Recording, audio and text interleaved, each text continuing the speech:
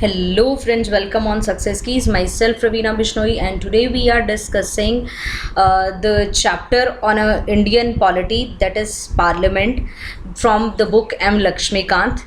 This is the part 2. We already covered about the Lok Sabha, Rajya Sabha, कैसे उनके members चुने जाते हैं, about the compositions, elections, qualification, disqualification, ठीक है, speaker, deputy speaker, about the qualifications and the list of the chairpersons. इसके बारे में हमने स्टडी कर लिया था. अब जो बचा हुआ चैप्टर है वो भी 2 पार्ट में होगा. एक ये पार्ट है, इसके बाद में एक पार्ट और आएगा जिसमें ये पूरा चैप्टर कवर होगा, बिकॉज चैप्टर बड़ा है, इम्पॉर्टेंट है तो और लेंदी भी काफ़ी है, तो पूरा समझाने के लिए मैंने थोड़ा सा एक्सटेंड किया, तो be patient about that. So next हमने यहाँ से अपना छोड़ा था about the leaders of in a parliament. Leaders in a parliament के बारे में स्टडी करते हैं. लीडर ऑफ द हाउस कौन होता है? Under the rules of Lok Sabha. Rules of Lok Sabha के अंदर जो लीडर ऑफ द हाउस मतलब कि प्राइम मिनिस्टर, वो he is the member of Lok Sabha, वो लोकसभा का मेंबर होता है, मिनिस्टर होता है, और who is the member of Lok Sabha. अब या तो प्राइम मतलब लोकसभा का leader is the prime minister, और या फिर कोई भी मिनिस्टर जो मेंबर होता है लोकसभा का, या फिर कोई ऐसा बंदा जो प्राइम मिनिस्टर ने नॉमिनेट किया हो अपने फंक्शन करने के लिए as a leader of house. तो ये हो सकते हैं leader of the house for Lok Sabha. यहाँ पे there is also a leader of house in Rajya Sabha. Lok Sabha के साथ साथ राज्यसभा के अंदर भी लीडर ऑफ हाउस होता है. जैसे कि अभी हमारी लोकसभा का अगर आप कहें कि लीडर ऑफ हाउस तो इज़ पीएम नरेंद्र मोदी. अगर बात करें कि राज्यसभा का leader of the house that is Thawarchand Gehlot. तो राज्यसभा में वो एक मिनिस्टर हो सकता है, मेंबर हो सकता है राज्यसभा का, या फिर ये प्राइम मिनिस्टर के द्वारा नॉमिनेटेड कोई मेंबर होगा जो राज्यसभा में लीडर का पद संभालेगा. ठीक है. The leader of the house in either house is an important, बहुत ही इंपॉर्टेंट फंक्शनरी होती है, बहुत ही महत्वपूर्ण पद होता है ये. एंड इसका डायरेक्ट इन्फ्लुएंस होता है on the conduct of business. मतलब उस हाउस में काम करने का पूरा जो उस हाउस में जो भी काम हो रहा है उसका पूरा यहाँ पे इसके ऊपर सारा कार्यभार इन्हीं के हाथों पे होता है. he can also nominate a deputy leader of the house. वो डिप्टी लीडर ऑफ हाउस भी नॉमिनेट कर सकते हैं. ये जो फंक्शनरी है यूएसए के अंदर भी है, जिससे बोला जाता है that is majority leader. Next आता है लीडर ऑफ अपोजिशन. ये भी काफ़ी महत्वपूर्ण पद होता है. In case in each house of a parliament, Lok Sabha और राज्यसभा के अंदर लीडर ऑफ द अपोजिशन चुना जाता है. अब लीडर ऑफ द अपोजिशन कौन होता है? जो लार्जेस्ट अपोजिशन पार्टी है उसी के लीडर को लीडर ऑफ अपोजिशन चुना जाता है. बट उसके पास एक कंडीशन है कि उसके पास कम से कम 1/10 of the seats of total strength of house होनी चाहिए. तो मतलब लोकसभा के अंदर केस में देखें तो 545 का 1/10 अराउंड 55 सीट जो हैं उसके पास लोकसभा के अंदर होनी चाहिए. तो उस पार्टी के लीडर को लीडर ऑफ अपोजिशन चुन लिया जाएगा. तो यहाँ पे अगर अब की बात करें कि 16वीं और 17वीं लोकसभा के अंदर तो कोई भी लीडर ऑफ अपोजिशन नहीं रहा है, ये सीट वेकेंट रही हैं, क्योंकि ये जो कंडीशन है 1/10 ऑफ अ सीट वो कांग्रेस नहीं यहाँ पे उस पर उतर पाई. 16वीं लोकसभा के अंदर कांग्रेस में 44 मिली थी और 17th लोकसभा में अराउंड 52 सीट्स मिली थी, जिस वजह से यहाँ पे कोई भी लीडर ऑफ अपोजिशन की जो पोस्ट है वो वेकेंट है.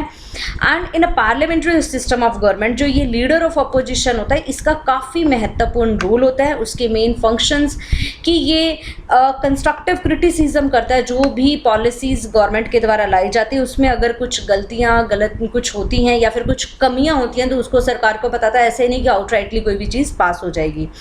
देयरफॉर जो लीडर ऑफ अपोजिशन होते हैं लोकसभा और राज्यसभा में वो अकॉर्डेड स्टैट्यूटरी रिकॉग्निशन, उन्हें स्टैट्यूटरी रिकॉग्निशन मिल गई थी 77 में. उनको सैलरी अलाउंस और फैसिलिटीज़ होती हैं वो एक कैबिनेट कैबिनेट मिनिस्टर के दर की दी जाती हैं। It was in 1969 that an official leader of opposition was recognise for the first time. सबसे पहली बार 1969 के अंदर किसी को लीडर ऑफ अपोजिशन यहाँ पे रिकोगनाइज किया गया, चुना गया। ये ऐसा यूएसए के अंदर भी होता है, वहाँ पे माइनॉरिटी लीडर को यहाँ पे लीडर ऑफ अपोजिशन होता है, ठीक है। माइनॉरिटी लीडर मतलब जो यहाँ पे जिसकी सरकार जो नहीं बना पाई है उनका जो लीडर है, minority leader is a leader of opposition. British political system में यूनिक इंस्टीट्यूशन जिसे एक अलग कहा जाता है दैट इज शैडो कैबिनेट। वहाँ पे एक शैडो कैबिनेट ही बन जाती है पूरी की पूरी। ये कौन बनाती है शैडो कैबिनेट? अपोजिशन पार्टी के जो भी लोग होते हैं वो शैडो कैबिनेट बनाते हैं ताकि रूलिंग कैबिनेट को यहाँ पे बैलेंस कर पाएँ। वो प्रिपेयर करते हैं अपने मेंबर्स को कि अगर कभी भी जो रूलिंग पार्टी है उसकी सरकार गिरती है तो ये जो लोग हो गए यही आगे फ्यूचर मिनिस्टर ऑफिस को संभालेंगे। इस शैडो कैबिनेट में हर एक मेंबर जो रूलिंग कैबिनेट का होता है उसको शैडो किया जाता है। मतलब कि अगर गृह मंत्री है तो यहाँ पे अपोजिशन पार्टी के अंदर कोई एक गृह मंत्री की तरह कार्य करेगा, देखेगा उनके सारे कार्यों को कि गृह मंत्री क्या कार्य कर रहे हैं, पूरा उसको क्रिटिसाइज करेगा, देखेगा उनके। तो एक गृह मंत्री की तरह कार्य कर रहा है और होगा एक फाइनेंस मिनिस्टर की तरह। तो corresponding members in opposition member, this shadow cabinet serves as a alternate cabinet भी कहा जाता है इसे। If there is a change in, अगर चेंज इन गवर्नमेंट होता है तो यही सारे लोग आके कैबिनेट में जगह पाते हैं। That is why our Jennings ने डिस्क्राइब किया कि leader of opposition as a alternative prime minister. Leader of opposition एक अल्टरनेट होता है प्राइम मिनिस्टर की, आने वाला भावी प्रधानमंत्री। He enjoys the status of a ministers and paid by the government. उसे मिनिस्टर का ही कैबिनेट मिनिस्टर बना दे तो कैबिनेट मिनिस्टर का उसे स्टेटस मिलता है और गवर्नमेंट के द्वारा इन्हें तनख्वाह दी जाती है। नेक्स्ट आता है whip. Though the office of leader of house and leader of opposition are not mention in the constitution. ये दोनों जो ऑफिसेज हैं ये बाद में जैसे रूल ऑफ प्रोसीजर्स के थ्रू बने हैं। Leader of house, leader of opposition mention नहीं है कॉन्स्टिट्यूशन में। ये किस में मेंशन है? Rules of the house and parliamentary statute में मेंशन है। ऑफिस ऑफ विप जो है ऑन द अदर, इसका on the other hand is mention neither in a constitution of India nor in the rule of house nor, ये किसी के अंदर में जो ऑफिस ऑफ विप है कहीं पे भी डिस्क्राइब्ड नहीं है। ये मतलब धीरे धीरे कन्वेंशन मतलब रिवाज रीति हम कह सकें जो मतलब जैसे जैसे टाइम बीतता गया वैसे वैसे ये न्यू कन्वेंशन होती है विप की। हर एक पॉलिटिकल पार्टी वेदर चाहे रूलिंग हो चाहे अपोजिशन हो उसका एक खुद विप होता है पार्लियामेंट के अंदर। ओके, अब यहाँ पे चाहे कोई भी पॉलिटिकल पार्टी हो चाहे रूलिंग ऑपोजिशन, उसकी खुद की एक विप होती है।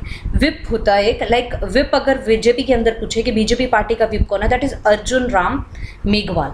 ये जो विप होता है अपॉइंट किया जाता है पॉलिटिकल पार्टी के द्वारा ही ताकि वो असिस्ट कर सके फ्लोर लीडर को वो असिस्ट कर सके, इसलिए विप को चुना जाता है। कि उसके पास रिस्पॉन्सिबिलिटी होती है कि वो अटेंडेंस लेता है पार्टी मेंबर में कितने लोग यहाँ पे सेशन अटेंड कर रहे हैं, मीटिंग्स अटेंड कर रहे हैं, नहीं कर रहे हैं, अच्छे नंबर्स में उनके मेंबर्स जो है सेशंस के अंदर होने चाहिए, और securing this support in a favour और अगेंस्ट अ पर्टिकुलर। और वो सिक्योर करते हैं कि क्या ये मेंबर्स सपोर्ट में, मतलब अगर विप ऑर्डर देते हैं कि तुम्हें इस बिल के सपोर्ट में, हम इसके सपोर्ट में, तो वो सपोर्ट में वोट कर रहे हैं या नहीं कर रहे हैं, और वो ये इंश्योर करते हैं कि सपोर्ट में सभी वोट करें, फेवर में हो, अगर पूरी पार्टी फेवर में जा रहे हैं तो वो फेवर में वोट करें, अगेंस्ट जा रहे हैं तो अगेंस्ट में। He regulates and monitors their behaviour in the parliament. वो सभी मेंबर्स के बिहेवियर को रेगुलेट करते हैं, मॉनिटर करते हैं, देखते हैं। मेंबर्स जो होते हैं उनको माना जाता है कि उनको फॉलो करने पड़ते हैं directives given by the whip, कि वही कार्य करेंगे मेंबर्स जो विप ने उन्हें डायरेक्ट किए हैं। Otherwise disciplinary actions can be taken, otherwise उनके अगेंस्ट पार्टी कुछ एक्शन ले सकती है। नेक्स्ट आता है session of a parliament. Session of a parliament सबसे पहले समन करना, बुलाना। प्रेसिडेंट टाइम टू टाइम समन करता है हर एक सेशन ऑफ पार्लियामेंट को, बट मैक्सिमम गैप जो होता है दोनों सेशन के बीच में 6 महीने से ज़्यादा नहीं हो सकता। इन अदर वर्ड्स कि 6 महीने में तो उनको 2 बार तो ये मिल ही सकते हैं, पर मेजरली इंडिया के अंदर ये भी 3 सेशंस होते हैं पार्लियामेंट के। That is first budget session जो फरवरी से मई के बीच में होता है, मानसून सेशन जून टू सितंबर, ठीक है, जुलाई टू सितंबर जिसका आप देखें क्या होगा, July to September, and the winter session November to December. एक होता है winter session November to December. Okay, ये भी पोस्टपोन होगा। The session of parliament is a period spanning between the first sitting of a house and its prorogation.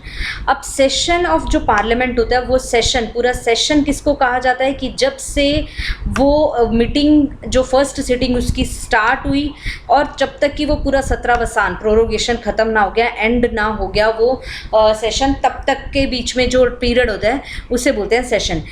एक session, during a session जो house daily मिलता है अपना business करने के लिए, period spanning between the prorogation of a house and reassembly and a new session is called recess.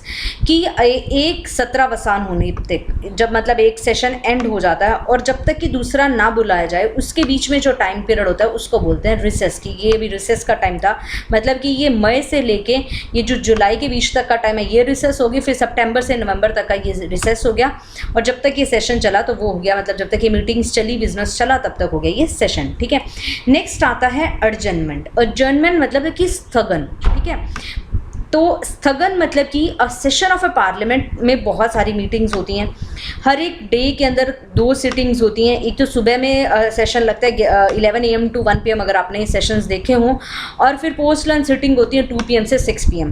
Sitting of A parliament को कई बार टर्मिनेट कर दिया जाता है, स्थगित कर दिया जाता है कुछ टाइम के लिए, जिससे बोलते हैं अडजर्नमेंट या अडजर्नमेंट। पूर्ण रूप से स्थगन मतलब अडजर्नमेंट साइनाडाइल, मतलब कि पूरा प्रोरोगेशन खत्म ही हो गया, एंड हो गया।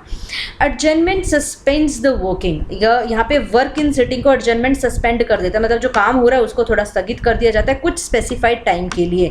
वो कुछ घंटे भी हो सकते हैं, कुछ दिन भी हो सकते हैं, वीक्स भी हो सकते हैं। ठीक है, तो ये होता है कि कुछ टाइम के लिए सस्पेंड कर देना। नेक्स्ट होता है एडजर्नमेंट साइनाडाई। एडजर्नमेंट साइनाडाई का मतलब होता है कि टर्मिनेट कर देना, अभी थोड़ा सा टर्मिनेट कर देना सिटिंग ऑफ पार्लियामेंट को इनडेफिनेट पीरियड के लिए।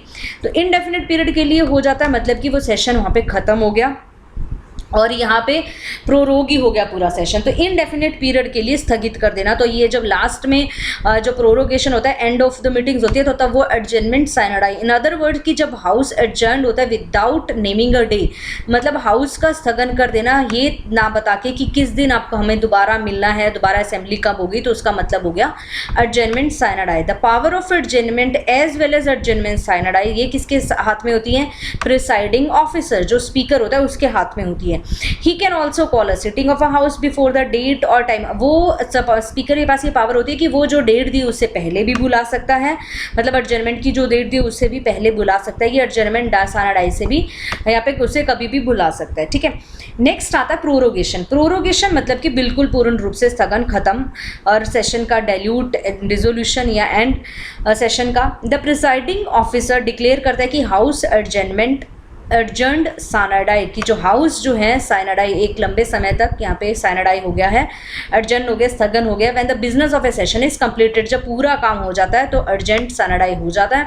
With in the next few days, उसके कुछ दिनों के बाद में प्रेसिडेंट यहाँ पे इशू करता है कि notification for the prorogation of session, ताकि सेशन को प्रोरोग कर दिया जाए। How ever the president can also prorogue the house while in session. President के पास ये भी पावर होती है कि जब सेशन चल भी रहा होता है तब भी हाउस को यहाँ पे वो 17 वसान कर सकते हैं। स्पेसिफिक डिफरेंस क्या होता है एडजर्नमेंट के बीच में और प्रोरोगेशन के बीच में? तो ये तो हमें समझ में आ रहा है कि एडजर्नमेंट कुछ टाइम के लिए होता है और जो प्रोरोगेशन होता है पूरा ऑल टाइम के लिए हो जाता है। यहाँ पे एडजर्नमेंट ये टर्मिनेट होता है, टर्मिनेट से sitting and not a session of a house. ये एक सिटिंग को टर्मिनेट करता है, ना कि पूरा सेशन को। मतलब ये सिटिंग होगी, नेक्स्ट सिटिंग भाई अभी इतने दिन बाद होगी, पूरा सेशन खत्म नहीं हो रहा, और ये जो होता है पूरे सेशन को खत्म कर देता है। It is done by presiding officer, it is done by president. President यहाँ पे प्रोरोग करता है सेशन को। It does not affect the bills और any other business pending before the house and same can be resumed when the house meets. ये कोई मतलब adjournment होने से ये नहीं कि पूरा बिजनेस जो पेंडिंग था वो खत्म हो गया, उसको इफेक्ट कुछ नहीं करेगा। दोबारा हाउस जो मिलेगा तो दोबारा से वो बिजनेस वहीं से स्टार्ट कर लेंगे। ये बिल्स को अफेक्ट नहीं करता, ना ही business pending before the house को अफेक्ट करता है। However all the pending notice lapse on prorogation, पर जो नोटिस जो पेंडिंग रह गए थे वो यहाँ पे प्रोरोगेशन पे लैप्स हो जाते हैं और फिर दोबारा से नए नोटिस जारी करने पड़ते हैं जब नया सेशन आता है। ब्रिटेन में prorogation brings end of all the bills. Britain के अंदर थोड़ा डिफरेंट होता है, वहाँ पे प्रोरोगेशन होने का मतलब है कि जो बिल्स भी हैं वो भी सारे एंड हो गए हैं। नेक्स्ट आता है डिसोल्यूशन। डिसोल्यूशन का मतलब है राज्यसभा जैसे कि परमानेंट है, मतलब कि भंग होना, लोकसभा भंग होना जैसे हम बोलते हैं कि राज्यसभा परमानेंट हाउस है, वो कभी डिसॉल्व नहीं हो सकती। लोकसभा का डिसोल्यूशन हो सकता है, लोकसभा भंग हो सकती है। Unlike the prorogation, but prorogation से अलग है, dissolution and the very life of existing. Dissolution का सेशन एंड नहीं हो रहा, प्रोरोगेशन जो जैसे सेशन एंड होता है, डिसोल्यूशन से पूरी लोकसभा ही एंड हो रही है और फिर से नया हाउस कॉन्स्टिट्यूट होगा, जनरल इलेक्शंस होंगे, नया हाउस चुन के आएगा। डिसोल्यूशन ऑफ लोकसभा में take place in 2 ways, 2 ways में होती है डिसोल्यूशन। ऑटोमेटिक डिसोल्यूशन जब 5 साल का टर्म पूरा हो जाता है तो डिसोल्यूशन हो जाती है, या फिर कई बार नेशनल इमरजेंसी के कारण लेंथ बढ़ भी जाती है, उसके बाद में हो जाती है, मतलब 5 से 6 साल भी हो सकते हैं। व्हेनेवर अ प्रेसिडेंट डिसाइड, जब भी प्रेसिडेंट चाहे तो डिसॉल्व कर सकता है हाउस को, क्योंकि विच ही वो अथोराइज्ड होता है। Once the Lok Sabha is dissolve, जब लोकसभा डिसॉल्व हो जाती है बिफोर देयर नॉर्मल टेन्योर, तो डिसोल्यूशन इज इररिवोकेबल, तो उसको रिवोक नहीं किया जा सकता और वो पूरी डिसॉल्व हो जाती है। फिर यहाँ पे दोबारा से इलेक्शंस होते हैं, दोबारा से पूरी लोकसभा चुन के आती है।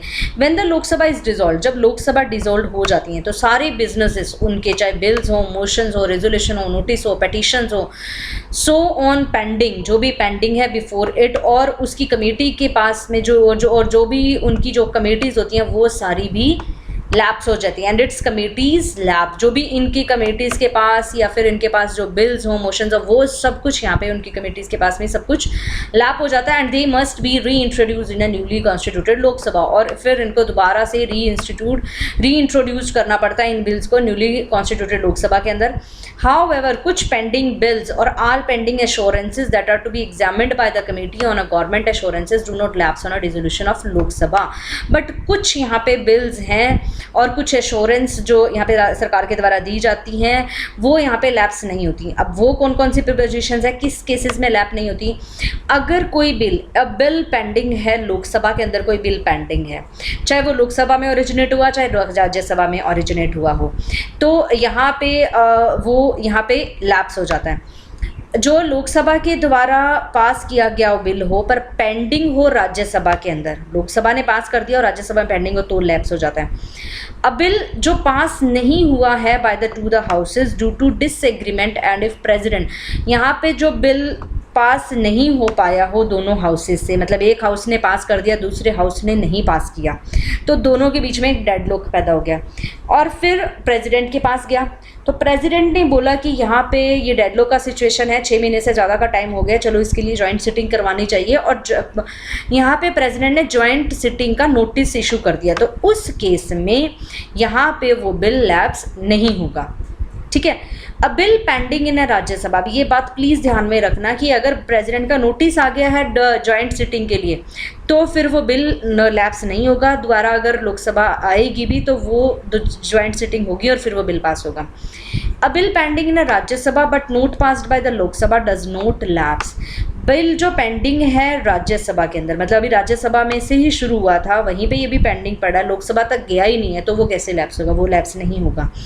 जो बिल पास हो गया है दोनों हाउसेस से बट यहाँ पे पेंडिंग है प्रेसिडेंट के असेंट लेनी बाकी है, तो भी वो लैप्स नहीं होगा। बिल जो पास हो चुका है बोथ द हाउसेज में बट प्रेसिडेंट ने ये रिटर्न कर दिया था बिल की उसको रिकंसीडर किया जाए, तो वो भी लैप्स नहीं होगा। तो मतलब कि प्रेसिडेंट का जहाँ पे कहीं पे भी हाथ आ जाता है वो चीज़ें लैप्स नहीं होती। ठीक है, नेक्स्ट आता है क्योरम। क्योरम क्या होता है? Quorum is a minimum number, मतलब कितने लोग, क्लास लगाने के लिए कितने लोगों को होना ज़रूरी है। ऐसा तो नहीं है टीचर एक बंदे को पढ़ा के चला जाएगा, तो ऐसा नहीं है ये सेशन यहाँ पे 10 लोग आए और हो गया, नहीं, जितने लोग होना ज़रूरी है उसे बोलते हैं कि क्योरम होना ज़रूरी है, तो ही कुछ काम आगे बढ़ाया जाएगा। जैसे कि कुछ कम बच्चे आए हो तो 1-2 बच्चा आता है तो टीचर क्लास छोड़ देता है, कुछ छोटा मोटा होमवर्क दे देता है कि तुम यही कर लो, तो यही बात है। यहाँ पे तो कुछ भी नहीं होता, यहाँ पे सारा जो है एडजर्न कर दिया जाता है। इट इज़ 1/10 होनी चाहिए, लगभग 55 मेंबर्स होने चाहिए of the total number of members in each house including the presiding officer. It means कि there must be at least 50 members होने चाहिए लोकसभा में और कम से कम 25 मेंबर होने चाहिए राज्यसभा में, तो ही सेशन शुरू होगा अगर किसी बिजनेस को कंडक्ट करना है। There is a no quorum during a meeting of the house. यहाँ पे कोई अगर कोरम नहीं है जब हाउस की मीटिंग हो रही है तो ये ड्यूटी है प्रिसाइडिंग ऑफिसर्स की, तो वो या तो उसे अर्जन कर दे या उस मीटिंग को सस्पेंड कर दे, ठीक है। नेक्स्ट आता है वोटिंग इन हाउस। अब हाउस के अंदर वोटिंग कैसे होती है? सभी जो मैटर्स हैं ऑफ एनी सिटिंग और आइदर हाउस और जॉइंट सिटिंग या सिटिंग हो रही है कोई हाउस, मतलब कोई हाउस की सिटिंग या सेशन चल रहा है या फिर जॉइंट सिटिंग है, तो कोई भी मैटर को डिसाइड करने के लिए मेजॉरिटीज़ ऑफ वोट पता किया जाता है मेंबर्स की प्रेजेंट एंड वोटिंग के अंदर, एक्सक्लूडिंग। यहाँ पे प्रिसाइडिंग ऑफिसर हमने देखा था कि लास्ट में कास्टिंग वोट करता है, बट यहाँ पे नहीं, पर पहले हमें वोटिंग पता करनी होती है। Only a few matters which are specifically mention in a constitution, जैसे कि इम्पीचमेंट ऑफ प्रेसिडेंट है, अमेंडमेंट ऑफ कॉन्स्टिट्यूशन है, removal of presiding officer of parliament है, उनके लिए स्पेशल मेजॉरिटी होनी ज़रूरी होती है, ना कि सिर्फ ऑर्डिनरी मेजॉरिटी। पर बाकी सारे काम मेजॉरिटी वोटिंग से यहाँ पे डिसाइडेड हो जाते हैं, सारे मुद्दे, सभी मैटर्स।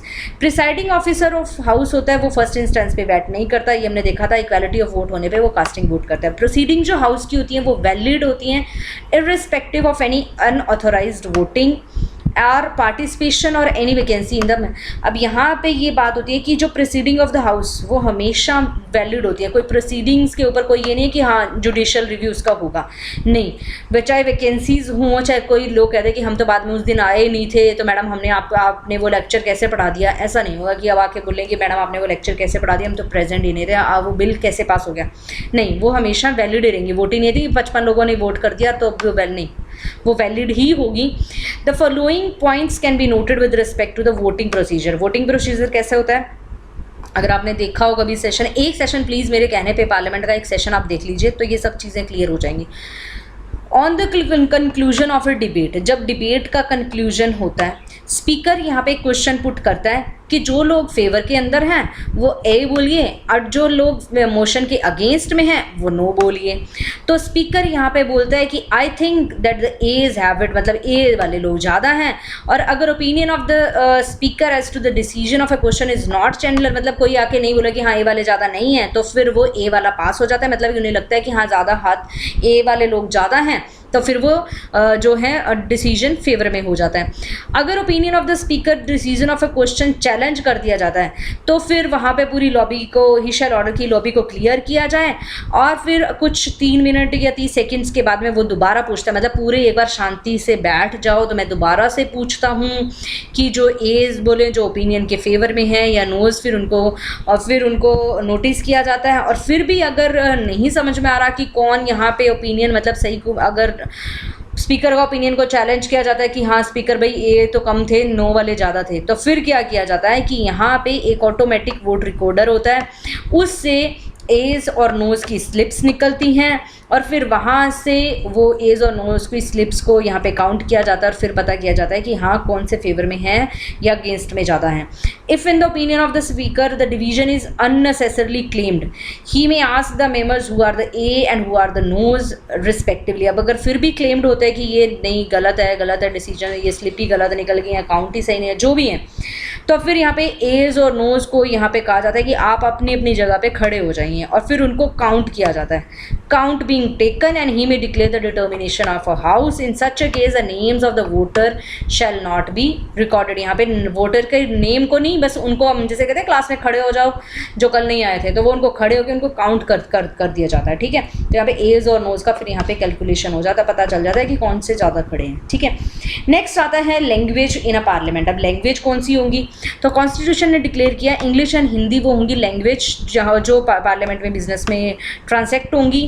प्रिसाइडिंग ऑफिसर परमिट कर सकता है मेंबर्स को एड्रेस करता, presiding officer can permit, presiding officer जो स्पीकर होता है या जो चेयरमैन होता है वो यहाँ पे अलाउ करता है किसी भी मेंबर ऑफ द हाउस को कि वो अपनी मदर टंग में भी बोल, जैसे हम देख लें कि वो साउथ इंडियन भाषा में, गुजराती भाषा, कुछ अलग अलग भाषा में भी बोल सकते हैं। In both the houses arrangement ऐसे होती हैं कि उनकी ट्रांसलेशन, जैसे हम देखें ट्रांसलेशन रिकॉर्डर उनके कान में लगे होते हैं, तो वो ट्रांसलेशन उनकी होती रहती है जिसमें वो चाह रहे इंग्लिश हिंदी में चाह रहे, तो उन्हें मिल जाता है। दो द इंग्लिश को यहाँ पे डिसकंटिन्यू होनी थी as a floor language language जब यहाँ पे 15 साल पूरे हो जाने थे आज़ादी के, मतलब 1965 के अंदर डिसकंटिन्यू होनी थी, बट फिर उसके बाद में ऑफिशियल लैंग्वेज एक्ट 1963 आया और फिर उन्होंने इंग्लिश को अलाउ किया कि वो हिंदी के साथ ही बनी रहेगी language of the house in a parliament, ठीक है। नेक्स्ट आता है rights of A ministers and attorney general. क्या आपको मिनिस्टर्स के क्या राइट होते हैं, पार्लियामेंट अटॉर्नी जनरल के पास कुछ राइट है। मेंबर्स ऑफ द हाउस के अलावा हर एक minister attorney general of India को राइट है कि वो जो प्रोसीडिंग्स हैं उनमें स्पीक कर सकते हैं, पार्ट कर सकते हैं प्रोसीडिंग के अंदर, ज्वाइंट सिटिंग ऑफ हाउस में भी बैठ सकते हैं, कमेटी ऑफ अ पार्लियामेंट के मेंबर भी बन सकते हैं। और बट यहाँ पे वो विदाउट बीइंग एंड वो वहाँ पे वोटिंग में पार्ट नहीं ले सकते। देयर आर 2 रीज़न, इसके पीछे 2 रीज़न है। मिनिस्टर पार्टिसिपेट करते हैं प्रोसीडिंग ऑफ द हाउस के अंदर जहाँ पे भी वो मेंबर ना हो, मतलब कि अगर लोकसभा के हैं तो वो राज्यसभा के अंदर भी जाके प्रोसीडिंग्स में बैठ सकते हैं। In other word, minister belonging to the Lok Sabha can participate in meeting Rajya Sabha, या राज्यसभा का मिनिस्टर वो लोकसभा में आ सकता है। मिनिस्टर जो मेंबर नहीं होते either house can participate in a proceeding of both the houses, वो दोनों हाउसेज की प्रोसीडिंग्स में बैठ सकते हैं अगर वो मेंबर नहीं है किसी भी हाउस की। इट शुड बी नोटेड यहाँ पे जो पर्सन रिमेन, अब यहाँ पे ये कहता है कि मिनिस्टर्स कोई भी बनाया जा सकता है दोनों हाउस का मेंबर ना, बट उसे 6 महीने में कॉन्स्टिट्यूएंसी से जीत के आना पड़ता है, तो वो उन 6 महीनों के अंदर अंदर किसी भी प्रोसीडिंग्स में जाके बैठ सकता है, बट यहाँ पे वो वोट नहीं कर सकते। नेक्स्ट आता है लेम डक सेशन।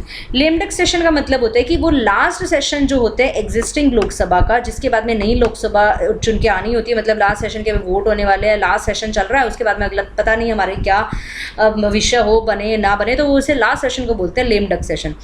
दोज मेंबर्स जो एग्जिस्टिंग लोकसभा के होते हैं who could not get re elected to the new Lok Sabha are called lame duck. जो मेंबर एग्जिस्टिंग लोकसभा के जो दोबारा से री इलेक्ट नहीं होके आए न्यू लोकसभा के अंदर, that is called lame duck. ये these are the names, means कि अभी न्यू लोकसभा के मेंबर्स, न्यू लोकसभा इलेक्ट होके आ चुकी है और यहाँ पे ये लास्ट सेशन चल रहा है, तो ये भी नहीं जो लोग आए होते हैं नेक्स्ट में नहीं बने होते तो उन्हें मतलब लंगड़े बत्तख या कुछ ऐसा लेम डक बोला जाता है, not of business. Next is the devices of the parliament, ठीक है, तो बट याद रख लेना who are called the lame ducks. Devices of a parliamentary proceedings, ये काफ़ी इंपॉर्टेंट है कि पार्लियामेंट्री प्रोसीडिंग्स कैसे कैसे शुरू होती हैं, क्या कुछ होता है उसके अंदर। सबसे पहले आता है क्वेश्चन आवर, ये काफ़ी इंपॉर्टेंट है। फर्स्ट आवर जो होता है पार्लियामेंट्री सिटिंग्स का वो होता है क्वेश्चन आवर। इसके अंदर मेंबर्स ऑफ द हाउस होते हैं, एमपीज जो होते हैं वो क्वेश्चंस पूछते हैं और मिनिस्टर्स उनके आंसर्स देते हैं। क्वेश्चंस 3 प्रकार के हो सकते हैं। स्टेड क्वेश्चंस जिसमें कहा जाता है कि जिसमें ओरल आंसर दिए जाते हैं, और यहाँ पे कुछ सप्लीमेंट्री, मतलब एक क्वेश्चन पूछ लिया तो मतलब एक ही क्वेश्चन नहीं पूछना, उसके सप्लीमेंट्री कुछ और भी पूछ सकते हैं कि भाई यहाँ पे ऐसा नहीं क्यों हुआ, इसके पीछे रीज़न क्या था, मतलब ये कुछ सप्लीमेंट्री क्वेश्चंस भी पूछ सकते हैं। इकोनॉमी क्यों नहीं बढ़ रही, reason of the recessions and others, मतलब कुछ ऐसा पूछा जा सकता है। सप्लीमेंट्री क्वेश्चंस पूछ सकते हैं। अनस्टेड के अंदर यहाँ पे रिटर्न आंसर देना होता है, इसलिए सप्लीमेंट्री क्वेश्चंस नहीं पूछ सकते, मतलब एक ही क्वेश्चन का आंसर यहाँ पे दिया जाता है। शॉर्ट नोटिस क्वेश्चन, यहाँ पे नोटिस दिया जाता है लेस देन 10 डेज का, और उसके बाद में इसका आंसर दिया जाता है ओरली वाया मिनिस्टर को यहाँ पे 10 डेज का नोटिस दिया जाता है। In addition to the ministers के अलावा जो क्वेश्चंस होते हैं वो private members can also be asked to the private member से भी पूछे जा सकते हैं। This question may be address to a private member, अगर सब्जेक्ट मैटर क्वेश्चन का रिलेट कर रहा है किसी बिल से, रेजोल्यूशन से या अदर मैटर से, तो वो क्वेश्चन जो मतलब जिससे वो प्राइवेट मेंबर या उस कमेटी का मेंबर हो या उस मिनिस्ट्री में आता हो, तो उस प्राइवेट मेंबर से भी क्वेश्चन है। ऐसा नहीं कि उसके कुछ प्राइवेट मैटर में या उसके काम के बिजनेस को लेके उसकी नाम उछालने के चक्कर में आप उसको खड़ा कर दो, नहीं ऐसा नहीं है। उस बिजनेस से रिलेटेड, रेजोल्यूशन से रिलेटेड, किसी बिल से रिलेटेड उसको क्वेश्चन पूछा जा सकता है। Procedure in regard to such question is the same that followed in the case of question address to minister. Procedure जो होता है वो बिल्कुल ऐसा ही होता है, इनको भी ऐसे starred unstarred short notice question पूछे जा सकते हैं। List of a starred unstarred short notice questions and questions to the private member वो अलग अलग मतलब प्रिंट में होते हैं। लाइक कि स्टेड पूछा जा रहा है वो ग्रीन में होगा, अनस्टेड पूछा जा रहा है तो वो वाइट में होगा, लाइट पिंक होगा शॉर्ट नोटिस वाला, येलो कलर का होगा जो प्राइवेट मेंबर से पूछे जाते हैं। ठीक है, तो ये इनके अलग अलग कलर्स होते हैं, तो ये थोड़े कलर भी याद रख लेना। नेक्स्ट आता है 0 hour. Unlike the question hour, 0 hour mention नहीं है, ना तो क्वेश्चन आवर मेंशन है ना ये 0 आवर मेंशन है रूल्स ऑफ प्रोसीजर में। Thus it is an informal device. यहाँ पे क्वेश्चन आर है ज़ीरो आर, यहाँ पे जो ज़ीरो आर है वो ज़ीरो आर कहीं पे भी रूल्स ऑफ प्रोसीजर में मेंशन नहीं है। दस एंड इट इज़ एन, तो ये एक इनफॉर्मल डिवाइस है जो अवेलेबल होती है मेंबर्स ऑफ पार्लियामेंट के साथ पास में, जहाँ पे वो कोई भी मैटर को रेज कर सकते हैं बिना किसी नोटिस को दिए। जैसे उसमें 14 डेज का नोटिस है, या कुछ क्वेश्चंस या पेपर में प्रिंट होकर लिखे आते हैं जो रूल्स ऑफ प्रोसीजर में लिखे हैं, ये कहीं रूल्स ऑफ प्रोसीजर में नहीं लिखे हैं, इनको बस ये डायरेक्टली मैटर्स को रेज कर सकते हैं। 0 hour start immediately after the question hour के जस्ट बाद में 0 आवर स्टार्ट होता है, और ये तब तक रहता है जब तक कि एजेंडा ऑफ द डे ना स्टार्ट हो जाए, ठीक है। इन अदर वर्ड्स हम कह सकते हैं कि जो टाइम गैप है बिटवीन क्वेश्चन आवर और एजेंडा के बीच में, तो उससे 0 आवर बोलते हैं। ये इंडिया की ही एक इनोवेशन है जिसमें कोई भी मेंबर उठ के किसी से भी क्वेश्चन पूछा जा सकता है, और वो कॉमन मतलब जो जनरल पब्लिक इंटरेस्ट का जो मुद्दा है उसको उठा लेते हैं उसमें, ठीक है। नेक्स्ट आता है मोशंस के बीच में no discussion on a matter of a general public importance can takes place except on a motion made with the consent of presiding officer. यहाँ पे कोई भी डिस्कशन किसी भी जनरल पब्लिक इंपॉर्टेंस के मुद्दे के ऊपर नहीं हो सकती जब तक कि कोई उसके ऊपर मोशन ना लाया गया और जिसमें प्रिसाइडिंग ऑफिसर की सहमति होनी चाहिए। फिर वो मुद्दा उठाया जाता है और फिर उस पर डिस्कशन होती है। हाउस एक्सप्रेस करता है अपने डिसीजंस को, ओपिनियन को वेरियस इश्यूज पे through the adoption and rejections of a motions moved by either ministers और अ प्राइवेट मेंबर्स। यहाँ पे अपने डिसीजन लेता है किसी भी मोशन पे। अब मोशन क्या होते हैं? मोशंस मूव्ड किए जाते हैं मेंबर्स के द्वारा ताकि इनके ऊपर डिस्कशंस हो on a various matters follow न 3 प्रिंसिपल कैटेगरीज। सबसे पहला मोशन होता है सब्सटेंशियस मोशन। ये सेल्फ कंटेन्ड इंडिपेंडेंट प्रपोजल होता है जिसमें काफ़ी इंपॉर्टेंट मुद्दे यहाँ पे उठाए जाते हैं, जैसे कि प्रेसिडेंट को हटाना, चीफ इलेक्शन कमिश्नर को हटाना, तो इससे बोलते हैं सब्सटेंसिव मोशन। मतलब ये मोशन आने के बाद में उसके ऊपर डिस्कशन होती है सभी मेंबर ऑफ पार्लियामेंट में, और सभी डिस्कशंस के बाद में कुछ सोल्यूशंस निकाला जाता है, ठीक है। तो उसे, और ये प्रिसाइडिंग ऑफिसर की सहमति से पास किए जाते हैं, मतलब कि कार्य जो होता है ये शुरू होता है। सब्स्टिट्यूट मोशन किसी ओरिजिनल मोशन को मतलब कि साथ साथ उसका अल्टरनेटिव का सुझाव जब दिया जाता है तो उससे बोला जाता है सब्स्टिट्यूट मोशन। अगर ये अडॉप्ट हो जाता है हाउस के द्वारा तो ये ओरिजिनल मोशन को सुपरसीड कर दिया जाता है। मतलब इसके अल्टरनेट ये है, ओरिजिनल मोशन गया, इसके बाद में अल्टरनेट इसका इन्होंने ये दे दिया सब्स्टिट्यूट मोशन। नेक्स्ट आता है subsidiary motion. It is a motion that by itself is, इसका मतलब अकेले में इसका कोई मीनिंग नहीं है। It and can not state the decision of the house without reference to the, इसको मतलब रेफरेंस में देखा जाता है, ओरिजिनल मोशन के रेफरेंस में ये दिया जाता है, अकेले की कोई वैल्यू नहीं होती, ओरिजिनल मोशन के रेफरेंस में इसे दिया जाता है सब्सिडरी मोशन। ये 3 कैटेगरी में आता है। सबसे पहले आता है एंसिलरी मोशन। ये use as a regular way of proceeding with various kind of business, इसको यूज किया जाता है रेगुलर वे ऑफ प्रोसीडिंग के अंदर। Superseding motion, it is moved in a course of debate on another issue seeks to supersede that issue, ताकि पहले पुराने मुद्दे को भूल के अब नए मुद्दे पे बात की जाए ताकि इसको सुपरसीड किया जाए।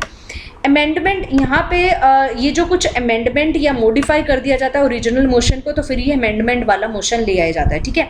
मतलब कि अकेले का कोई वैल्यू नहीं है, उस मुद्दा है उस मुद्दे से हट के बात हो रही है। यहाँ पे अमेंडमेंट, उसमें कुछ अलग अमेंडमेंट कर दिया, फिर यहाँ पे in the course of debate में उसको सुपरसीड करता हुआ कुछ और लेके आ गए, और फिर एंसिलरी मोशन मतलब उसी को रेगुलर वे पे उस बात होनी, ठीक है। नेक्स्ट आता है क्लोजर मोशन। क्लोजर मोशन की यहाँ पे moved by the member to cut short the debate on a matter, ताकि अब जो मैटर पे जिस मुद्दे पे बात हो रही है उसे कट शॉर्ट कर दिया जाए, उसे खत्म कर दिया जाए, क्लोज कर दिया जाए अब उसे।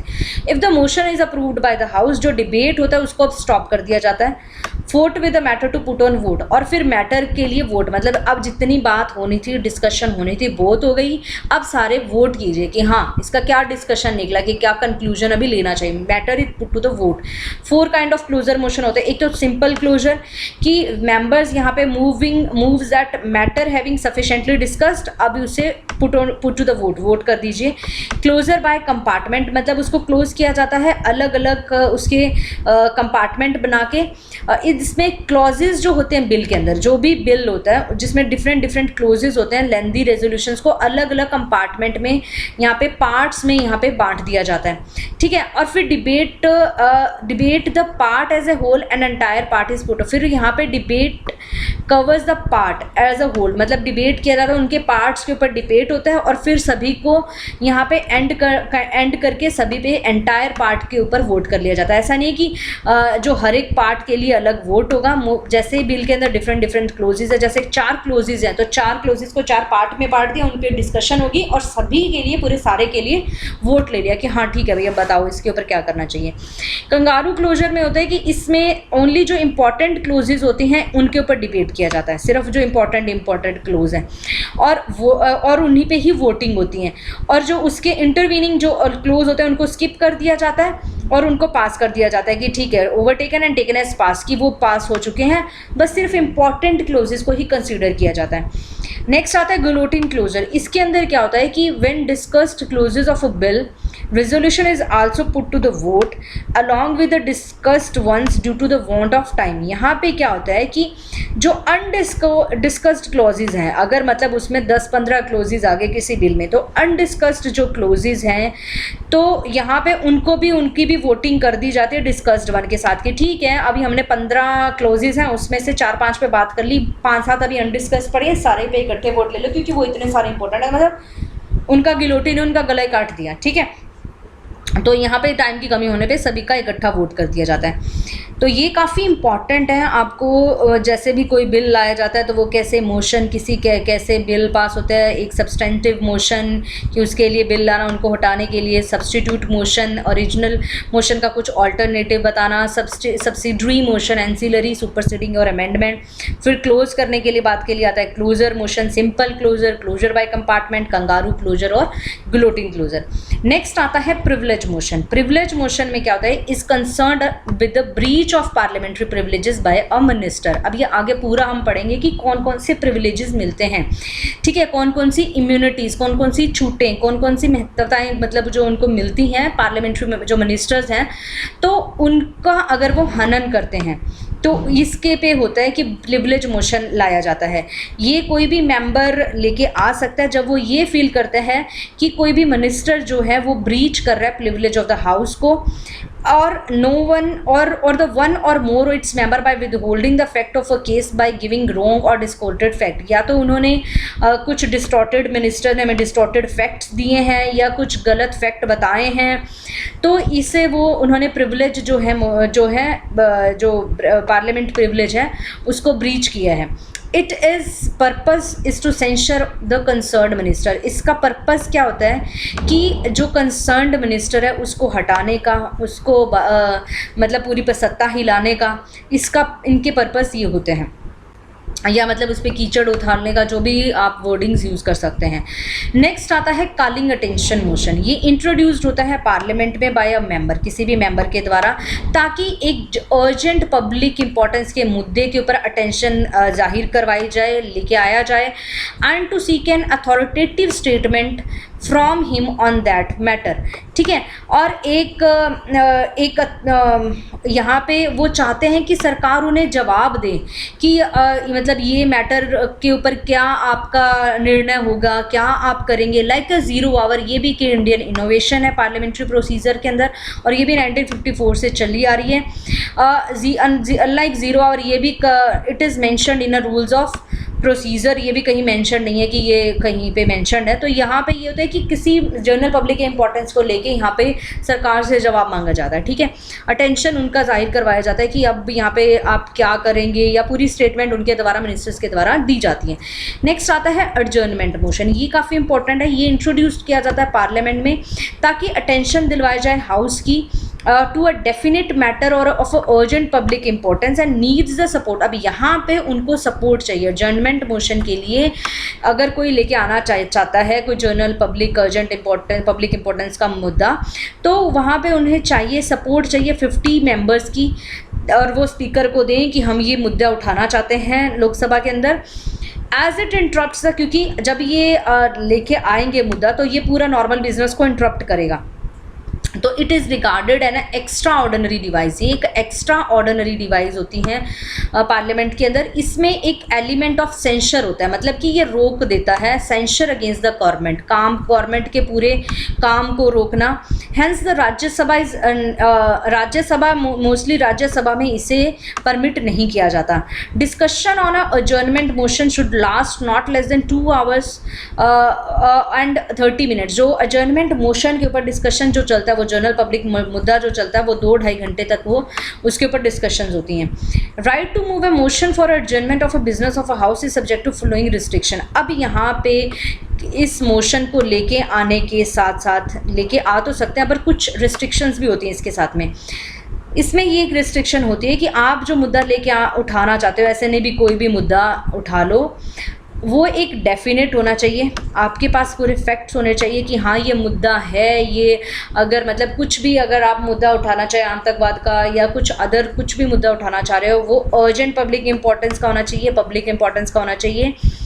और यहाँ पे ये नहीं कि आप एक ही मुद्दा उठा सकते हैं, ऐसे नहीं 3-4 मुद्दे भी उठा रहे हैं तो पूरा सेशन ही भंग करवा दें। ये रिस्ट्रिक्ट होना चाहिए किसी भी स्पेसिफिक मैटर से, ठीक है।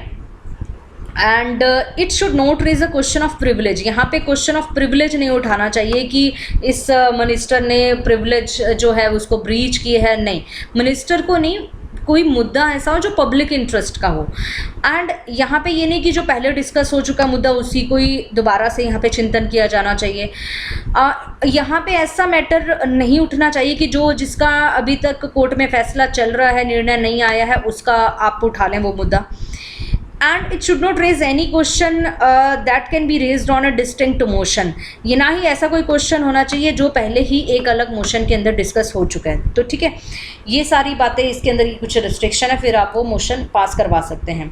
मेन इसका मोटिव यही होता है कि सरकार का जो कार्य है वो रोका जाए, उसको कार्य को उसको भंग किया जाए और सरकार की पूरी यहाँ पे मतलब धज्जियाँ उड़ाई जाती हैं। तो this is about that.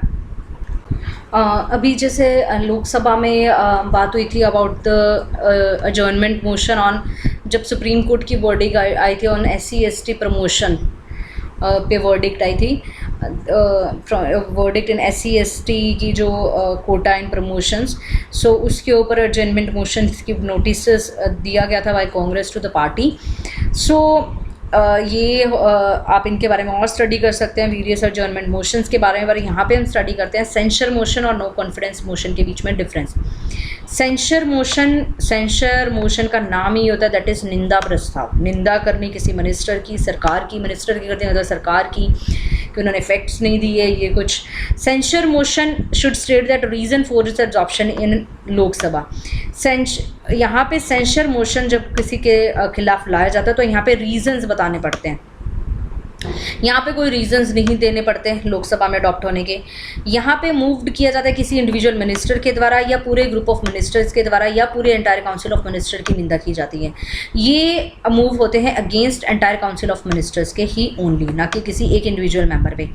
It is moved for censuring the council of minister, ताकि पूरी काउंसिल ऑफ मिनिस्टर की निंदा की जाए फॉर स्पेसिफिक पॉलिसी की ये पॉलिसी इन्होंने गलत बनाई, अच्छी नहीं बनाई, या इन्होंने ये कार्य जो किए ये बहुत गलत करे, ये देश के हित में नहीं थे। It is moved for ascertaining the confidence of Lok Sabha in the council of minister. अब यहाँ पे ये जो नो कॉन्फिडेंस मोशन इसलिए लाया जाता है कि जब यहाँ पे अपोजिशन पार्टी को ये लगता है कि ये जो सरकार है अभी सत्ता में नहीं, इनके पास मेजॉरिटी वोट नहीं है और ये सरकार गिर जाएगी, तो वो नो कॉन्फिडेंस मोशन लेके आया जाता है। और अगर वो नो कॉन्फिडेंस मोशन पास हो जाता है तो सरकार को जो क्या है यहाँ पे रेजिग्नेशन देना पड़ता है, वो सरकार गिर जाती है और नई सरकार बनाई जाती है। It is passed in Lok Sabha, the council of minister need not resign. यहाँ पे ये नहीं है कि उनको रिजाइन करना पड़ता ऑफिस से, need not passed in the Lok Sabha the council of minister. यहाँ पे कोई ज़रूरी नहीं कि काउंसिल ऑफ मिनिस्टर को रिज़ाइन करना पड़ता। अगर ये पास हो जाता है तो काउंसिल ऑफ मिनिस्टर को मस्ट रिज़ाइन फ्रॉम ऑफिस। यहाँ पे काउंसिल ऑफ मिनिस्टर्स को रिज़ाइन करना पड़ता है और लोकसभा डाइल्यूट हो जाती है। तो यहाँ पे है नो कॉन्फिडेंस मोशन। आर्टिकल 75 में इसके बारे में लिखा गया है कि काउंसिल ऑफ मिनिस्टर जो होते हैं कलेक्टिव रिस्पॉन्सिबल होते हैं लोकसभा के, ठीक है। इसका मतलब कि मिनिस्ट्रीज ऑफिस में रह सकती है जब तक कि वो कॉन्फिडेंस एंजॉय करती है।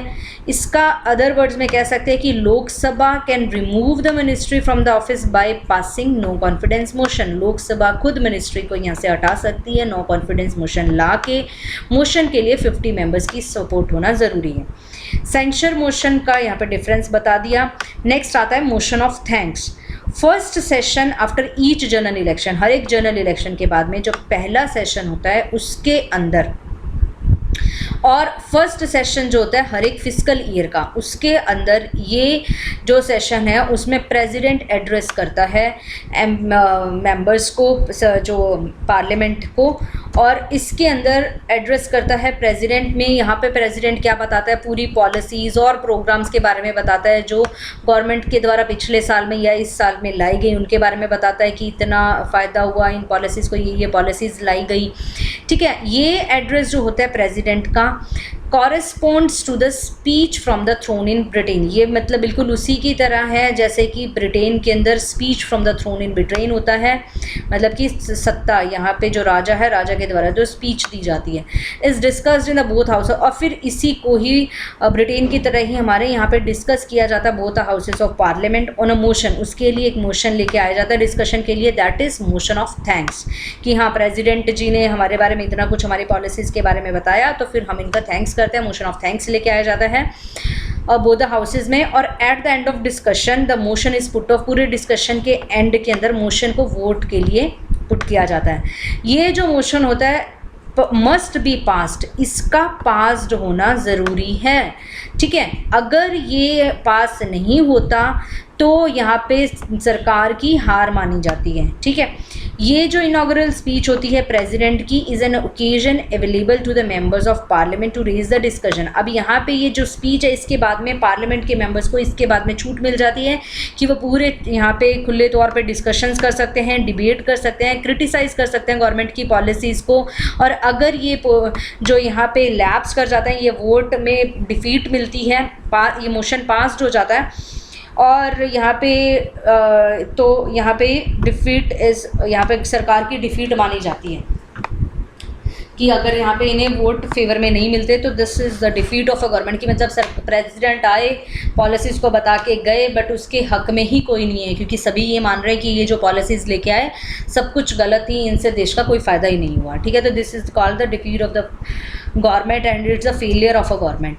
No day yet named motion, जिसके लिए कोई दिन नहीं दिया गया है, no day yet. It is a motion that has been admitted by a speaker, जो एडमिट किया जाता है स्पीकर को, बट कोई डेट यहाँ पे फिक्स नहीं कही जाती कि इसका किस दिन इसके ऊपर डिस्कशन होगी। Speaker after considering the state of business in the house and in consultation with the leader of the house on the recommendation of the business advisory committee.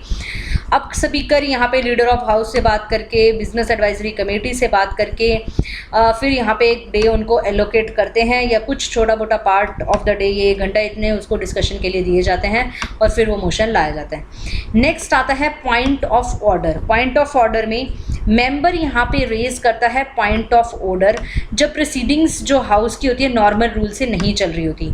तो मतलब यहाँ पे कोई ऑर्डर ही नहीं है, कैसे चल रहा है ये हाउस, ये ऐसा कोई रेज कर सकता है कोई भी मेंबर। यहाँ पे question, point of order should relate to the interpretation and enforcement of the rules of the house such articles of the constitution that regulate the business of house, की मतलब ये किस ढंग से कार्य हो रहा है। And should raise a question that is within the cognizance of the speaker. और ये जो क्वेश्चन यहाँ पे ये पूछते हैं पॉइंट ऑफ ऑर्डर का, यहाँ पे स्पीकर की सहमति होनी ज़रूरी है। ये रेज़ किया जाता है एक अपोजिशन के मेंबर के द्वारा ताकि वो कंट्रोल कर सकें गवर्नमेंट को, कि मतलब ऐसे अगर कोई बिल्स हैं विदाउट अ वोट से पास हो रहे हैं तो फिर वो कोई भी मेंबर अपोजिशन का खड़े होगा कि ये कैसे काम हो रहा है। यहाँ पे पॉइंट ऑफ ऑर्डर क्या है, it is an extraordinary device and it suspends the proceedings. ये प्रोसीडिंग्स को सस्पेंड कर सकती हैं before the house and no debate is allowed on a point of order. यहाँ पे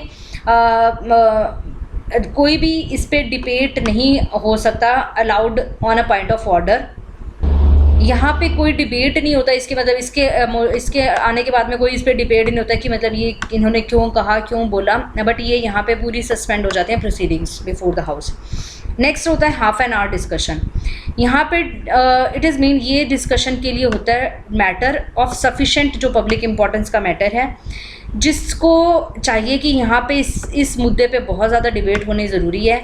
और जो आंसर जो होना चाहिए, एल्यूसिडेशन on a matter of a fact, मतलब कि पूरा आंसर के अंदर पूरे मैटर को अच्छी तरह से समझाए, पूरे फैक्ट्स के साथ वो आंसर होना चाहिए।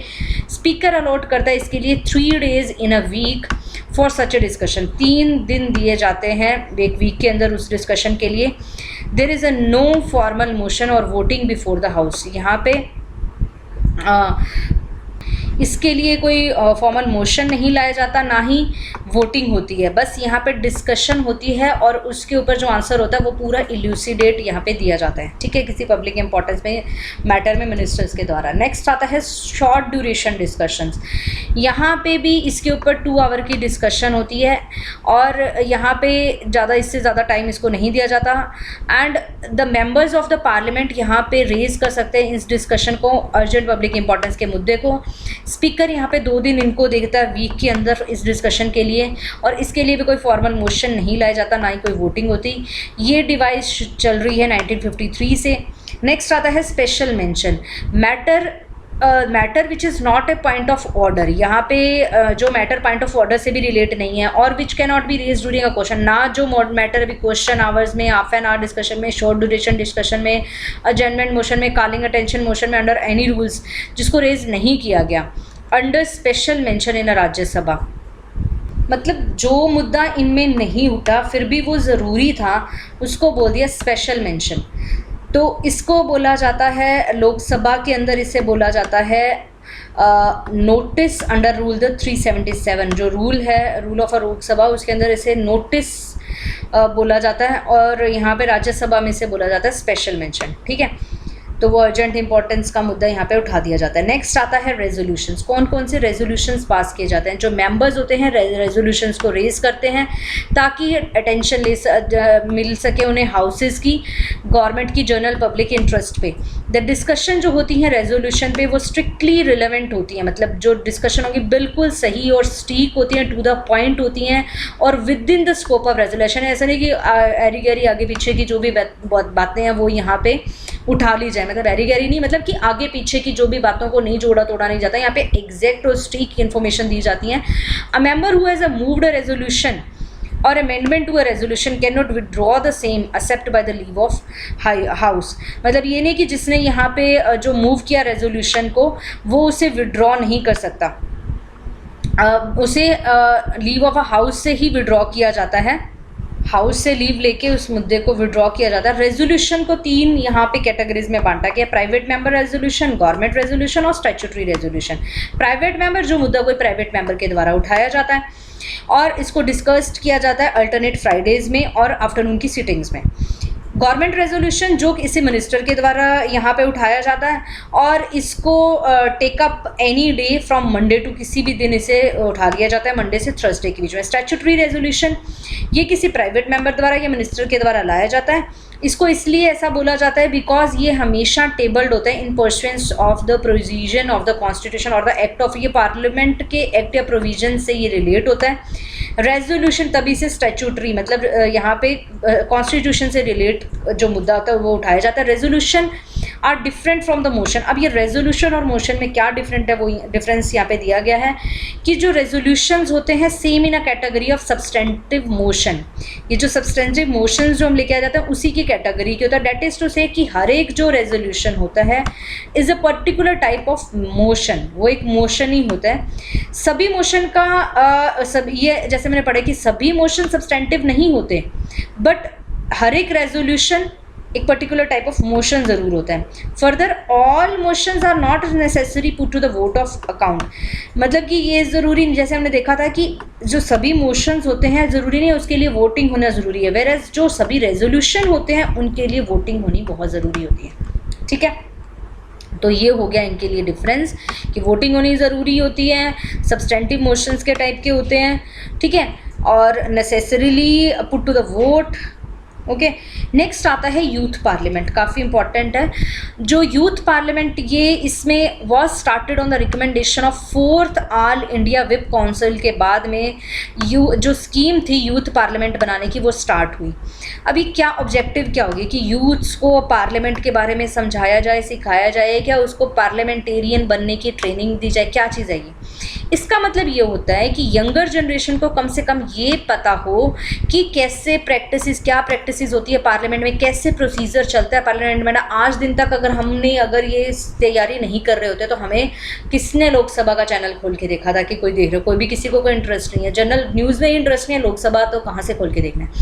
तो उसको कम से कम नॉलेज, क्योंकि पार्लियामेंटेरियन अगर यूथ जागरूक होगा तो बेस्ट पार्लियामेंटेरियन होगा और बेस्ट प्रैक्टिसेस इन्वॉल्व करेगा और देश का जो है ग्रोथ जो होगी एक पीक लेवल पे होगी, ताकि एक यूथ के अंदर स्पिरिट हो, डिसिप्लिन की, टॉलरेंस की, ये कैरेक्टर उस यूथ के माइंड में इम्बाइब हो जाएं, ताकि जो स्टूडेंट कम्युनिटी है उसको बेसिक वैल्यूज़ पता हो कि डेमोक्रेसी की वैल्यू क्या है, और उसको पूरी फंक्शनिंग का पता हो जाए कि डेमोक्रेटिक इंस्टीट्यूशंस कैसे चलाए जाते हैं। तो शुरू से जिस चीज़ की आदत डलवा दी जाती है तो वो एंड तक बन जाती हैं, पर एकदम से वो जब आदत बनती है तो फिर वो देखते हैं कि कुछ मिसमैचेस हमें जहाँ पे दिखाई देते हैं।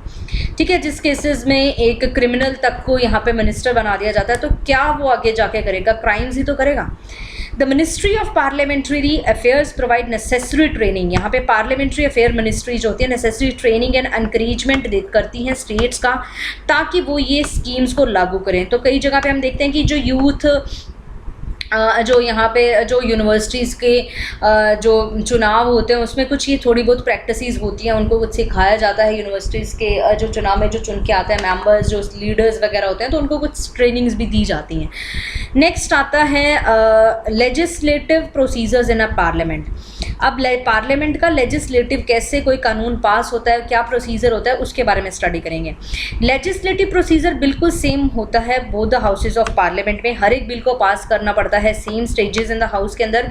Bill is a proposal for legislation. Bill का मतलब है कि कानून बनने से पहले जो प्रपोजल होता है कि ये कानून बनाया जाना चाहिए, वो प्रपोजल होता है। ठीक है, and it's become an act और अ लॉ। और ये बाद में ये प्रपोजल एक एक्ट या कानून बनता है जब इसे ये दोनों हाउसेस से पास होकर प्रेसिडेंट की असेंट मिल जाती है। तो पहले होता है ये बिल, दोनों हाउसेस से पास होने के बाद में और प्रेसिडेंट की असेंट के बाद में बन जाता है ये लॉ। ठीक है, और अगर नहीं मिल जाती है तो ये बिल का बिल ही ख़त्म हो जाता है। ठीक है, bill introduce in the parliament are of two kinds, public bills, private bills. And दो टाइप के होते हैं, पब्लिक बिल्स और प्राइवेट बिल्स। ठीक है, प्राइवेट बिल जो और पब्लिक बिल जो प्राइवेट मेंबर द्वारा लाए गए हैं, और पब्लिक बिल्स जो गवर्नमेंट के द्वारा लाए गए हैं, और प्राइवेट मेंबर्स द्वारा लाए गए बिल्स को प्राइवेट बिल्स बोला जाता है। दो both are governed by the same general procedure, pass through the same stages, they differ in a various respect. दोनों के पास प्रोसीजर सेम है, स्टेज सेम है, पर फिर भी ये दोनों अलग अलग होते हैं। Bill introduce in a parliament can be classified into 4 categories. यहाँ पे जो बिल इंट्रोड्यूस आगे यहाँ पे 22.3 में हम देखेंगे आगे, जो बिल इंट्रोड्यूस होता है पार्लियामेंट में उसको 4 स्टेज से पास होना पड़ता है। सबसे पहले होते हैं 4 कैटेगरीज के होते हैं। सबसे पहले होते हैं ऑर्डिनरी बिल्स, जो कंसर्न करते हैं with any matter other than the financial subject, मतलब फाइनेंशियल पैसे के मुद्दे को लेकर बाकी अदर जो भी मैटर हैं उन सभी बिल्स को बोला जाता है ऑर्डिनरी बिल्स। मनी बिल्स ये फाइनेंशियल मैटर्स को डिस्कस करता है जिसमें टैक्सेशन, पब्लिक एक्सपेंडिचर के बारे में बात की होती है। नेक्स्ट आते हैं फाइनेंशियल बिल्स, जो कंसर्न होते हैं financial matters but are different from the money bills, मतलब इन दोनों मुद्दों को छोड़ के बाकी जो भी मुद्दे हैं वो फाइनेंशियल बिल्स में देखे जाते हैं। कॉन्स्टिट्यूशन अमेंडमेंट बिल, जिसमें कॉन्स्टिट्यूशन को ही बदलने की बात की जाती है, नई अमेंडमेंट लाने की बात की जाती है। तो यहाँ पे प्राइवेट बिल और पब्लिक बिल का यहाँ पे डिफ्रेंसिएशन है, वो देख सकते हैं कि पब्लिक बिल जो होता है ये इंट्रोड्यूस होता है पार्लियामेंट में, एक मिनिस्टर लेके आता है और इसको लेके आता है कोई भी प्राइवेट मेंबर मिनिस्टर के अलावा। इसमें पूरी रिफ्लेक्ट होती हैं पॉलिसीज़ ऑफ द गवर्नमेंट में। ये रिफ्लेक्ट करता है stand of opposition party on a public matter. ये बताता है कि पब्लिक इस मैटर के ऊपर अपोजिशन पार्टी का क्या स्टैंड है, उसको लेके आया जाता है प्राइवेट बिल। इसका ज़्यादा चांस होते हैं अप्रूव्ड होने के, इसके कम चांसेस होते हैं अप्रूव्ड होने के, क्योंकि मेजॉरिटी अपोजिशन की इतनी नहीं होती।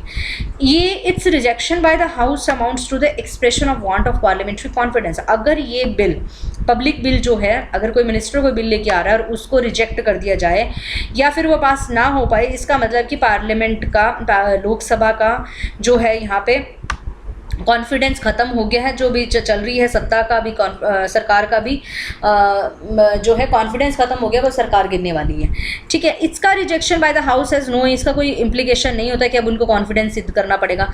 इसका इंट्रोडक्शन जो होता है हाउस में रिक्वायर्स अ 7 days नोटिस, इसके लिए 7 days नोटिस देना पड़ता है। इसका introduction in the house is a 1 month notice, 1 month का नोटिस देना पड़ता है। It is drafted by the concern department, जो मिनिस्टर लेके आता है उसी के डिपार्टमेंट द्वारा वो बनाया जाता है, उसकी कंसल्टेशन होती है लॉ डिपार्टमेंट के साथ में, फिर वो बिल लाया जाता है। इसकी रिस्पॉन्सिबिलिटी उसी मेंबर के ऊपर ही होती है। ठीक है, the constitution has laid down separate procedure for the enactment of the 4 types of bills. जो 4 types के बिल्स हमने ऊपर पढ़े थे, मनी बिल्स, फाइनेंस बिल्स, ये जो ऑर्डिनरी बिल्स, कॉन्स्टिट्यूशन बिल या कॉन्स्टिट्यूशन अमेंडमेंट बिल्स, तो इनके लिए अलग अलग प्रोसीजर्स होते हैं। Procedures with regard to the ordinary bill, money bill, finance bills, वो यहाँ पे दिए गए हैं। और जो कॉन्स्टिट्यूशन अमेंडमेंट बिल है उसके लिए पूरा चैप्टर ही बनाया गया है, डिटेल इन अ चैप्टर 10। ठीक है, सो तो यहाँ से आप स्टडी कर सकते हैं। हमने ये चैप्टर कर लिया है ऑलरेडी, आप उस चैप्टर पे जाके उसको पढ़ सकते हैं कि कॉन्स्टिट्यूशन अमेंडमेंट बिल कैसे पास किए जाते हैं। तो अभी स्टार्ट करते हैं विद ऑर्डिनरी बिल। तो ऑर्डिनरी बिल्स के केसेस में क्या होता है, हर एक every ordinary bill has to pass through 5 stages, 5 stages से होके गुजरता है कोई भी बिल। और 5 stages in the parliament before it place to, मतलब कि कॉन्स्टिट्यूशन के अंदर उसे पार्ट लेने से पहले या कोई कानून, स्टैट्यूट, कानून की बुक में जगह लेने से पहले उसे 5 stages में गुजरना पड़ता है। First is the first reading. First reading के अंदर क्या होता है, ओके, फर्स्ट रीडिंग में ऑर्डिनरी बिल जो होता है इंट्रोड्यूस्ड किया जाता है किसी भी हाउस ऑफ ए पार्लियामेंट में। ये बिल इंट्रोड्यूस कर सकता है कोई भी मिनिस्टर या फिर कोई भी मेंबर। अब यहाँ पे इस बिल को इंट्रोड्यूस करने के लिए उन्हें परमिशन लेनी पड़ती है, लीव लेनी पड़ती है हाउस से कि विदाउट ऑब्जेक्शन आप मुझे परमिशन दीजिए, मैं ये बिल पास करूँ। वैन जब हाउस यहाँ पे उनको लीव परमिशन दे सकता है तो उसके बाद में वो बिल इंट्रोड्यूस किया जाता है और उस बिल को अब मूव किया जाता है, introduced it by a reading. यहाँ पे उसका टाइटल को रीड किया जाता है और उसके ऑब्जेक्टिव्स को पढ़ा जाता है। यहाँ पे फर्स्ट रीडिंग मतलब यहाँ पे फर्स्ट स्टार्टिंग में सिर्फ रीडिंग होगी, किसकी, टाइटल की और ऑब्जेक्टिव्स की। यहाँ पे कोई डिस्कशंस नहीं होंगी। उसके बाद में इसको पब्लिश किया जाता है गज़ट ऑफ इंडिया के अंदर और उसके बाद में होती है इसकी सेकेंड रीडिंग। इस स्टेज के अंदर bill receives not only journal but also detailed scrutiny and assume it's final shape. यहाँ पे पूरी अच्छी तरह से उसको समझा परखा जाता है, पूरी उसकी डिटेल स्टडी होती है, डिटेल डिस्कशन होती है, and hence it forms the most important stage in the enactment of A bill. इसीलिए इस स्टेज को, सेकेंड रीडिंग को सबसे इम्पॉर्टेंट माना जाता है। इस स्टेज के अंदर स्टेज में 3 मोर सब स्टेजेस भी आती हैं जिसको बोलते हैं stage of journal discussion, committee stage और कंसिडरेशन स्टेज। इसी स्टेज के अंदर ही 3 और स्टेज होती हैं। सबसे पहली जो स्टेज है स्टेज ऑफ जर्नल डिस्कशन, इसमें सबसे पहले उस बिल की प्रिंटेड कॉपीज़ जो होती हैं सभी मेंबर्स को डिस्ट्रीब्यूट कर दी जाती हैं। जो प्रिंसिपल्स होते हैं बिल्स के और उसके जो सारे प्रोविजंस होते हैं उनको डिस्कस किया जाता है जनरली। फिर डिटेल्स ऑफ द बिल्स को, बट यहाँ पे डिटेल्स को ज़्यादा डिटेल्स नहीं यहाँ पे डिस्कस होती। यहाँ पे जो उनके प्रोविजंस होते हैं जर्नल, वो यहाँ पे डिस्कस होते हैं। इस स्टेज के अंदर हाउस यहाँ पे can take any one of the following actions. यहाँ पे इस स्टेज पे हाउस कोई एक्शंस ले सकता है इन चारों में से। सबसे पहला कि वो बिल को कंसीडर कर ले इमीडिएटली और on some other fix date, या तो इमीडिएटली उस बिल को कंसीडरेशन उस पर कर ले या फिर बोल दे कि हाँ किसी और दिन इस पर बात करेंगे। या फिर इस बिल को वो बोले कि हम पहले इसको सेलेक्ट कमेटी के पास भेज सकते हैं, भेज देते हैं, वो डिसाइड करेगा। या फिर उस बिल को भेज दें joint committee of two the houses. Select committee of the house मतलब वो हाउस की अलग अलग होती है, लोकसभा राज्यसभा, और ये दोनों की इकट्ठी होती है एक जॉइंट कमेटी, उसको भेज दें। या फिर बिल को सर्कुलेट कर दें to the elicit public opinion कि पहले हम इस बिल के ऊपर क्या ये बिल लाना चाहिए नहीं लाना चाहिए, तो इससे पहले जनता से ओपिनियन मांगते हैं। ये मोस्ट ऑफ द कंट्रीज़ में होता है कि ऐसा नहीं भी कोई भी कानून हम पे थोप दिया जाए, उससे पहले जनता की परमिशन ली जाती है कि जनता इसमें क्या चाहती है। तो the select committee consist of the members. अब सेलेक्ट कमेटी जो होती है उस हाउस की, उसमें जहाँ पे बिल ओरिजिनेट होता है, और जॉइंट कमेटी वो होती है जहाँ पे वो दोनों हाउस की इकट्ठी जो होती हैं। अब कमेटी स्टेज पे क्या होता है, usual practice is to refer, mainly ज़्यादातर क्या कर दिया जाता है कि बिल को select committee of the house के पास भेज दिया जाता है। ये कमेटी पूरे बिल को थोड़ा भी, मतलब हर एक बंदे को पूरा इतना टाइम नहीं होता कि डिस्कशन, अगर उसकी थॉरली डिस्कशन चले बहुत लंबी चलती है, तो उसकी जो सारी डिस्कशन होती है कमेटी स्टेज पे होती है। यहाँ पे कमेटी एग्जामिन करती है पूरे बिल को थॉरली डिटेल में, और क्लोज बाय क्लोज जितने उसके क्लोज होते हैं हर एक उसको एक एक वर्ड टू वर्ड पढ़ के उसके ऊपर डिस्कशन होती है। यहाँ पे उसको अमेंड भी किया जा सकता है, उसमें कुछ और प्रोविजंस भी डाले जा सकते हैं, बट बस जो प्रिंसिपल्स होते हैं उनको चेंज नहीं किया जा सकता। आफ्टर कंप्लीटली, मतलब उनको लगता है कि कुछ चेंजेस होने चाहिए, ये ऐसा सही करना गलत है, तो इसमें कुछ ये चेंज, तो वो यहाँ पे अमेंडमेंट भी हो सकते हैं। आफ्टर पूरी कंप्लीट स्क्रूटनी और डिस्कशन के बाद में कमेटी रिपोर्ट देती है बिल के बारे में, और ये हाउस के पास ये रिपोर्ट वापस लेके आई जाती हैं। फिर यहाँ पे हाउस उसको कंसिडर करता है कि क्या जो ये बिल है इसको कंसीडर किया जा सकता है, वोटिंग होनी चाहिए नहीं होनी चाहिए। हाउस जब रिसीव करता है बिल को सेलेक्ट कमेटी से, तो फिर उसके द्वारा जो दिए गए प्रोविजंस हैं उनको यहाँ पे देखते हैं क्लॉज बाय क्लॉज। हर एक क्लॉज को डिस्कस किया जाता है, और हर एक क्लॉज पे हमने देखा था कि जैसे वोटिंग होती है और कई बार गुलोटिंग भी हो जाता है, या फिर कंगारू जो भी है हमने जो पढ़ा था उसके ऊपर, ठीक है। तो यहाँ पे the members can also move the amendment. यहाँ पे मेंबर्स अभी भी यहाँ पे अमेंडमेंट लेके आ सकते हैं, अगर वो एक्सेप्टेड होती हैं तो वो पार्ट ऑफ द बिल बन जाते हैं। नेक्स्ट आता है थर्ड रीडिंग। इस स्टेज के ऊपर debate is confined to the acceptance. यहाँ पे सिर्फ इतना ही डिबेट होता है कि भाई इसको एक्सेप्ट करना चाहिए क्या रिजेक्ट कर देना चाहिए, पूरे को एक्सेप्ट करो, या फिर इसके अंदर कोई अमेंडमेंट्स अलाउड हैं या नहीं है, या मतलब इस पे बात होती है, ना कि अब कोई डिस्कशन नहीं होती क्लॉज की, बस ये होती है कि अमेंडमेंट रखे जाएँ नहीं रखे जाएँ, इसको एक्सेप्ट किया जाए या ना किया जाए। अगर majority of present of voting जो होते हैं present of the bill is regarded passed by the house. अगर मेजॉरिटी उससे बिल को मिल जाती है प्रेजेंट और वोटिंग से वो पास हो जाता है, तो वो बिल उस हाउस से पास मान लिया जाता है। देर आफ्टर इस बिल को ऑथेंटिकेट किया जाता है, प्रिसाइडिंग ऑफिसर जो स्पीकर होता है उस हाउस का या चेयरमैन होता है, और फिर उसे सेकेंड हाउस के लिए कंसिड्रेशन के लिए भेज दिया जाता है। फिर वहाँ से अप्रूवल होके आता है, और फिर वहाँ से अप्रूवल होने के बाद में से प्रेसिडेंट असेंट के पास भेज दिया जाता है। और अगर यहाँ पे जो बिल यहाँ पे passed by the parliament only when both the houses have agreed, जब दोनों हाउस इस पे एग्रीड होते हैं तभी वो पास माना जाता है पार्लियामेंट से। यहाँ पे हो सकता है कि यहाँ से लोकसभा से पास होके राज्यसभा के पास गया, राज्यसभा ने बोल दिया कि ये बिल के अंदर हम कुछ अमेंडमेंट्स चाहते हैं, तो अगर आप इसके अंदर अमेंडमेंट्स ये वाली कर दें तो हम इसे पास कर देंगे। तो अगर वो कुछ अमेंडमेंट चाहते हैं वो लोकसभा के पास आते हैं, लोकसभा भी मानता है कि अगर हाँ इसमें अमेंडमेंट्स ठीक हैं तो वो उन अमेंडमेंट को पास कर देता है, फिर वो प्रेसिडेंट के असेंट के लिए चला जाता है और फिर वो बिल पास मान लिया जाता है। और कई बार अगर राज्यसभा वैसे ही मान लेते हैं कि नहीं कोई अमेंडमेंट की ज़रूरत नहीं है, बिल बिल्कुल सही है, हम इसे पास कर देते हैं, वहाँ पे भी ये प्रेजेंट एंड वोटिंग से majority of the members present and voting से पास हो जाता है, तो बिल ऑर्डिनरी बिल पास हो जाता है। नेक्स्ट आता है bill in the second house. Bill in the second house में क्या होता है, बिल पासिस थ्रू द, यहाँ पे सेकंड हाउस के पास जब बिल आता है तो उसके पास भी यहाँ पे 3 स्टेजेस से होके गुजरता है, first reading, second reading, third reading, और फिर यहाँ पे भी 4 अल्टरनेटिव्स होते हैं हाउस के पास में कि अभी इन रीडिंग्स के गुजरने के पास में बाद में भी अब इसको एक्सेप्ट किया जाए ना किया जाए, तो वो बिल को या तो वो बिल को भेज सकते हैं फर्स्ट हाउस के पास में बिना किसी अमेंडमेंट से, या फिर कुछ अमेंडमेंट्स दे के पास कर दें उसे, या फिर उसको बिल को पूरा रिजेक्ट ही कर दें कि हम नहीं मानते हैं, और या फिर वो कोई एक्शन ना लें और सिर्फ बिल को पेंडिंग रख दे कि अभी उन्होंने कोई डिसीजन ही नहीं लिया।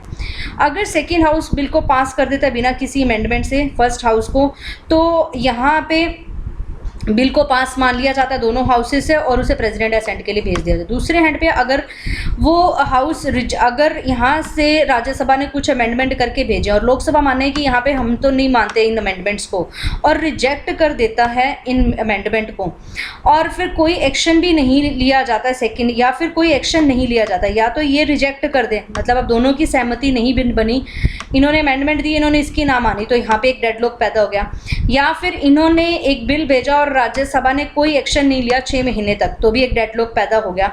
तो इस केस में प्रेसिडेंट दोनों की ज्वाइंट सिटिंग बुलाता है और फिर यहाँ पे बिल को पास किया जाता है। ज्वाइंट सिटिंग में लॉस किसका होता है? राज्यसभा का, क्योंकि लोकसभा के पास वैसे ही मेजोरिटी होती है, और अगर यहाँ पे मेजोरिटी प्रेसिडेंट वोटिंग चाहिए तो लोकसभा के मेंबर्स वैसे ही ज़्यादा होते हैं, और अगर कॉन्फिडेंस बना हुआ है सरकार का तो वो ज्वाइंट सिटिंग से लॉस होता है और प्रेसिडेंट वोटिंग से ज्वाइंट सिटिंग से अप्रूव हो जाता है बिल को, और फिर उसे पास मान लिया जाता है दोनों हाउसेस से। फिर भेजा जाता है प्रेसिडेंट के पास। प्रेसिडेंट यहाँ पे बिल की कई बार सिंगल पे पास हो रहा हो या ज्वाइंट सिटिंग से पास हो रहा हो, पर दोनों को प्रेसिडेंट की असेंट होनी जरूरी है। प्रेसिडेंट अपनी असेंट दे, विदहोल्ड करे, रिटर्न करे या वीटो करे। इसके बारे में प्रेसिडेंट के चैप्टर में हमने पढ़ा हुआ कि वीटो पावर कौन है, absolute veto, suspensive veto, pocket veto, इसके बारे में स्टडी आप देख सकते हैं प्रेसिडेंट के टॉपिक में। और उसके बाद में प्रेसिडेंट के असेंट के बाद में वो कानून की बुक में आ जाता है। प्रेसिडेंट अगर अपनी असेंट को विदहोल्ड करता है तो वो एक्ट नहीं बन पाता। प्रेसिडेंट यहाँ पे बिल को रिटर्न भी कर सकता है दोबारा रिकंसिडर करने के लिए, और जब दोबारा रिकंसिडर होके आता है तो फिर प्रेसिडेंट को उसकी उस पे असेंट देनी ही पड़ती है। तो यहाँ पे कहा जाता है कि प्रेसिडेंट सिर्फ सस्पेंड कर सकता है, सस्पेंसिव वीटो एंजॉय करता है, पूरा आउटराइटली रिजेक्ट नहीं कर सकता। नेक्स्ट आता है मनी बिल्स। आर्टिकल 110 के कॉन्स्टिट्यूशन डील करता है definition of a money bills. It states that the bill is deemed to be a money bill. एक बिल को मनी बिल कब माना जाता है? जिसमें ये सारे मैटर्स हों तो वो एक मनी बिल होगा, और आर्टिकल 110 के अंदर मनी बिल के बारे में कहा गया। अब ये मैटर कौन कौन से होते हैं? किसी भी यहाँ पे टैक्स को इम्पोज करना, अबॉलिश करना, ख़त्म करना, ऑल्टर करना, तो वो मनी बिल होगा। Regulation of borrowing of money by the union, मतलब बाहर से कर्जा वगैरह लेना यूनियन गवर्नमेंट द्वारा, तो वो मनी बिल होगा। कस्टडी कंसोलिडेटेड फंड की किसके पास होगी या कॉन्टीजेंसी फंड की किसके पास होगी, पेमेंट वहाँ से कैसे निकाले जाएंगे इस फंड से, इसके बारे में अगर कहीं पे कुछ ऑल्ट्रेशन हो रहा है कानून में तो वो एक मनी बिल होगा। मनी कंसोलिडेटेड फंड से निकालने के लिए जो एप्रोप्रिएशन बिल लाया जाता है तो वो मनी बिल होगा। Declaration of any expenditure charge on a consolidated fund of India, अगर ये मानना है कि भाई अब ये जो खर्चा है कंसोलिडेटेड फंड से लिया जाएगा या निकाला जाएगा तो इसको डिक्लेयर करना भी एक मनी बिल होता है। रिसिप्ट ऑफ अ मनी और account of a consolidated fund of India और public account of India, the custody issue और ऑडिट ऑफ द अकाउंट्स, मतलब इनके बारे में कि कौन सा पैसा इसके अंदर आएगा, कौन सा पैसा कंसोलिडेटेड फंड या पब्लिक अकाउंट ऑफ इंडिया से निकाला जाएगा, ये सभी जो मैटर्स हैं मनी बिल के अंदर आते हैं। कोई भी matter incidental to any of the matter specified above, इनसे मिलता जुलता अगर कोई भी मैटर हो। However a bill is not to be a money bill by a reason only that it provides for the imposition of, यहाँ पे किसी भी बिल को यहाँ पे मनी बिल नहीं माना जाएगा अगर यहाँ पे बात करी गई हो कुछ पेनाल्टीज़ की, कुछ फाइन्स लगाने की, payment of fees for license जब कोई बनाया जाता है तो वहाँ पे कुछ वो फीस को पेमेंट करने की बात कही हो, या फिर कोई यहाँ पे कुछ टैक्सेस रेगुलेट कर रही हूँ कोई लोकल अथॉरिटी उसके द्वारा, तो ये सारी चीज़ें मनी बिल में नहीं आती। बाकी सारे जो भी मैटर हैं जो यहाँ पे 7 पॉइंट्स में दिए गए हैं तो वो सारे बिल जो चीज़ें हैं मनी बिल के अंदर आते हैं।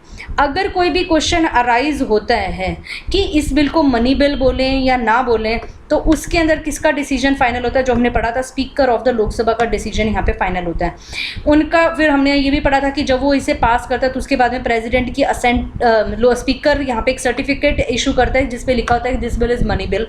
उसका decision is regard to be questioning, इस पे स्पीकर के डिसीजन को कभी क्वेश्चन नहीं किया जा सकता किसी भी कोर्ट में।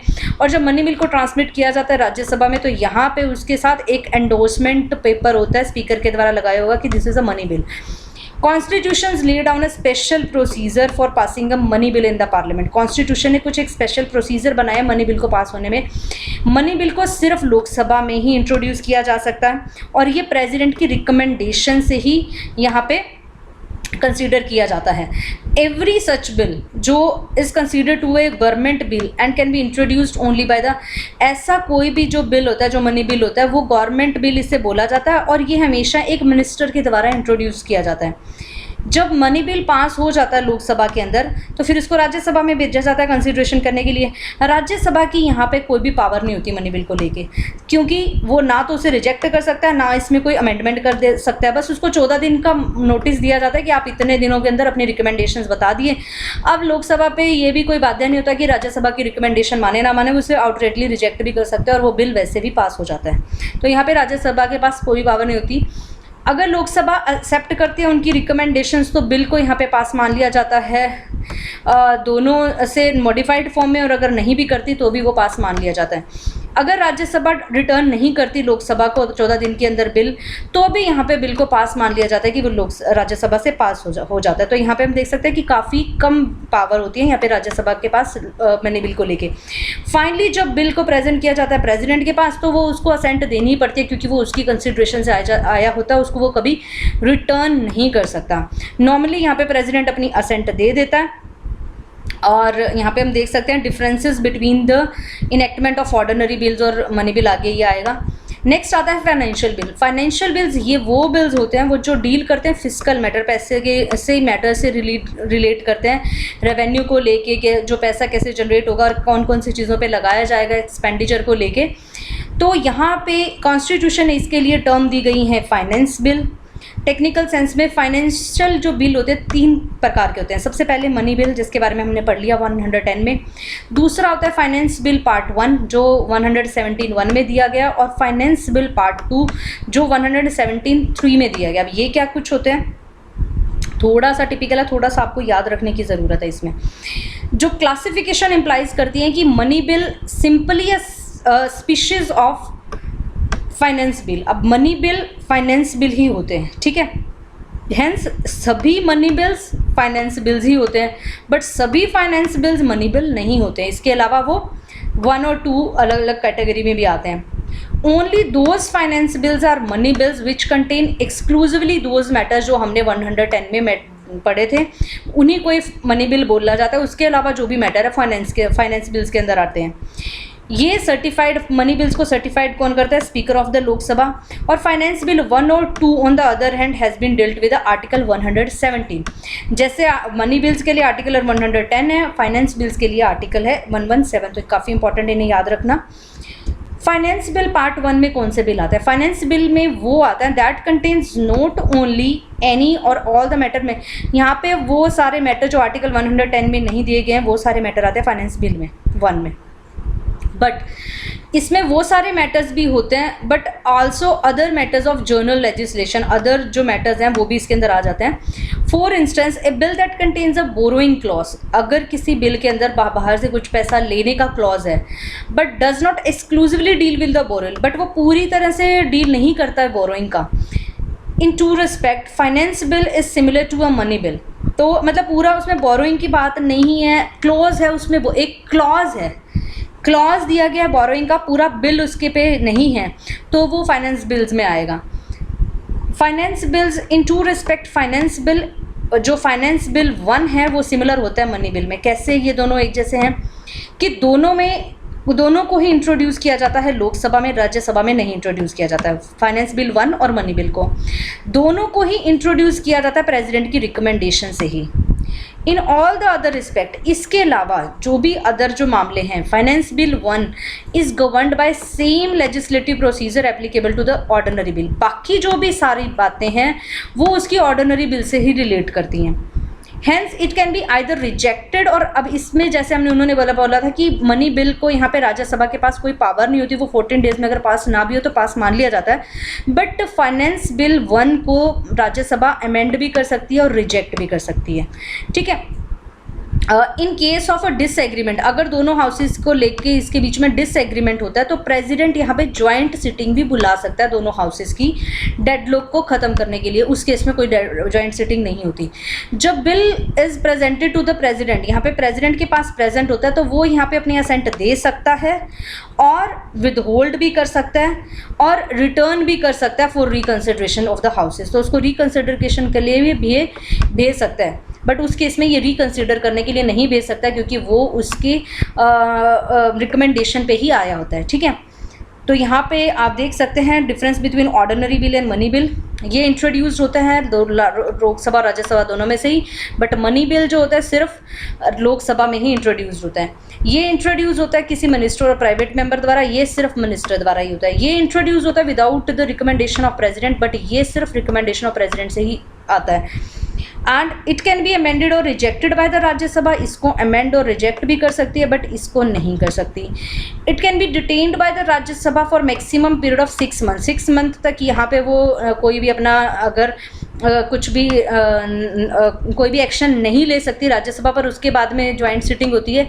यहाँ पे राज्यसभा के पास सिर्फ 14 दिन का टाइम होता है। It does not require the certification of speaker, यहाँ पे स्पीकर की सर्टिफिकेशन की ज़रूरत नहीं है, तो बट यहाँ पे स्पीकर सर्टिफाई करके देता है कि this bill is money bill.